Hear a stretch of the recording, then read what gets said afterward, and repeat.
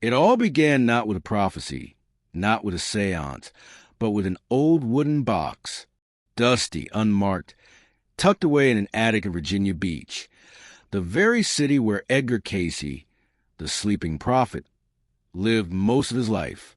Inside was a bundle of papers wrapped in cloth. On top of them, a yellowed envelope. On its surface, a cryptic instruction, to be opened only after 70 years. Someone broke the seal. Someone could not resist. And what was revealed soon spread in whispers, copied, deleted, resurfacing again in hidden forums and obscure corners of the internet. Skeptics dismiss it as forgery.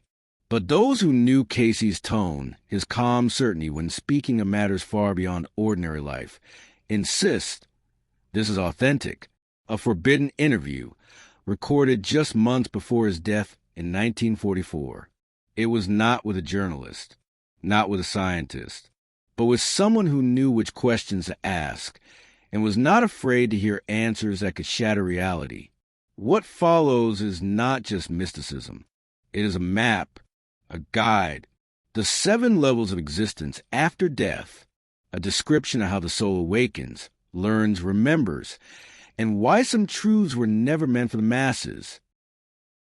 For decades, Cayce was dismissed as a dreamer, even a fraud. He would lie down, enter a trance, and speak of illnesses, past lives, and futures yet to come. But today, science begins to circle back to ideas he described a century ago. Cayce said that consciousness does not originate in the brain. The brain is only a receiver, a tuning device. The mind, the soul, exists beyond matter. Neuroscience now records patients under clinical death reporting visions of light tunnels and profound awakenings, experiences Cayce had already mapped. Quantum physics too speaks of a field, a universal information layer, where possibilities exist until observed. Cayce's Akashic records, once ridiculed, sound eerily like what physicists now call the zero-point field.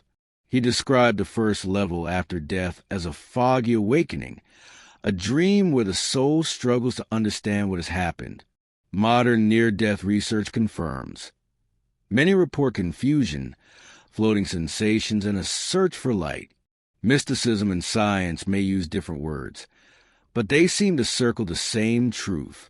Visuals, scientific imagery, brain scans, particles in quantum field, juxtaposed with Cayce lying in trance, handwritten notes overlaid with glowing patterns.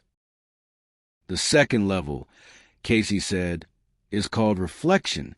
Here, you relive your entire life, but not through your own eyes.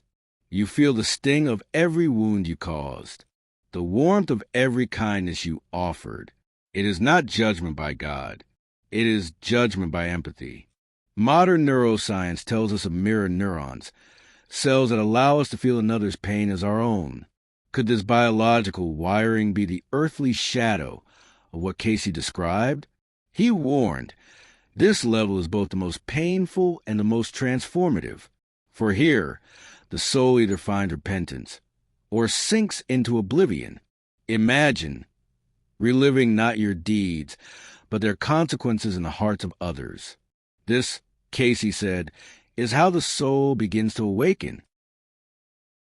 Beyond reflection lies the third level, awareness.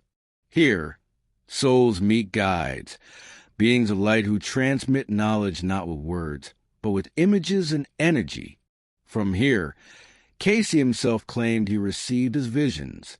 But it was the fourth level he called most terrifying, the corridor of mirrors. Here you do not simply review your past. You see what you could have been, every choice not taken, every path unlived, branches into realities that exist as energy structures. Science calls this the many worlds interpretation. Cayce spoke of it decades earlier, that each decision spawns new timelines of spirit. And here comes the most frightening truth. In this corridor, God is not the judge. You are. Some souls break down here. Others push forward. but to do so means facing a truth heavier than death itself. The fifth level Cayce named infinite time. Here, past, present, and future dissolve. The soul perceives all events as a single layer, like ripples in one vast ocean. From this ocean, Cayce claimed, he saw the future, not as a movie, but as knots of probability, dense points of inevitability. One such knot, he warned, comes in the middle of the 21st century. Cities without light, children born with memory of past lives, nations dissolving, not through war, but through loss of meaning. He compared humanity itself to a soul, now standing at its third level of awareness. The choice before us, collective awakening or self-destruction. At the sixth level, Cayce spoke of a separation of shadow. Here, the soul sheds everything not essential, fear, pride, envy, not destroyed, released, like peeling away flesh to reveal pure light beneath. And then came the seventh.